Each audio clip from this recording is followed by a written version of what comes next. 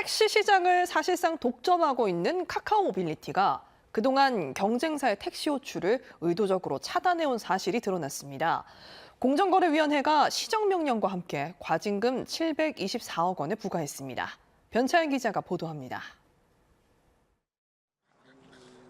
서울에서 6년간 택시를 운행하고 있는 A씨. 월 평균 500만 원 정도의 수입을 유지하던 지난 2022년, 하루아침에 수입이 반토막 났습니다. 택시 시장을 사실상 독점하고 있는 카카오 모빌리티의 택시 콜이 갑작스럽게 끊기면서부터입니다. 어느 날 느닷없이 그 카카오 앱이 그냥 죽어졌어요. 콜 받을 수가 없어요. 다 경쟁업체 그 가맹 기사가 카카오를 받아서 운행한다는 게 그 카카오 규정에 어긋나고 그쪽은 얘기를 하더라고요. 알고 보니 카카오 택시 일반 호출, 가맹 호출 서비스를 제공하는 카카오 모빌리티가 경쟁사에 소속된 가맹 기사의 콜을 막아버린 것이었습니다. 어떡합니까? 다시 또 그 카카오 규정에 맞게끔 제가 그 경쟁사 업체에 랩핑 다 띄고 가끔 다 띄고 다시 새로 달고 내 돈 들여서 A씨는 어쩔 수 없이 카카오 모빌리티의 규정에 따라 택시 외부에 경쟁사 차량 랩핑 등을 제거하고 내부 심사까지 마친 후에야 다시 호출콜을 받을 수 있었습니다.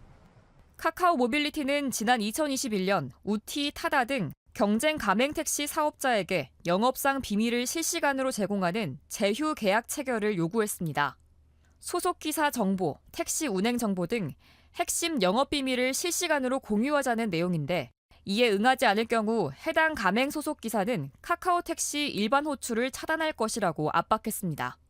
이후 카카오 모빌리티는 제휴 계약 체결을 거절한 경쟁 가맹 택시 사업자 소속 12,000여 명의 기사에 대해서 카카오 택시 일반 호출을 차단했고 이 과정에서 시장 점유율을 2020년 51%에서 2022년 79%로 대폭 끌어올렸습니다.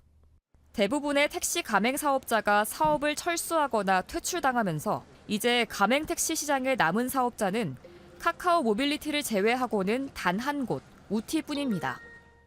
공정거래위원회는 카카오 모빌리티의 이러한 경쟁사 콜 차단 행위를 독점력 남용 행위로 보고 724억 원의 과징금을 부과하기로 했습니다.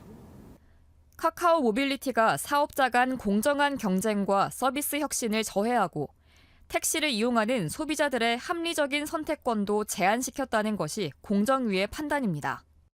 한편 이런 공정위의 조치에 카카오 모빌리티도 행정소송을 예고했습니다. 콜 중복을 막기 위해 상호 간 데이터 제공을 전제로 계약을 체결한 것이며 공정위가 부과한 과징금의 규모도 과도하다는 입장을 밝혔습니다. KTV 변차연입니다.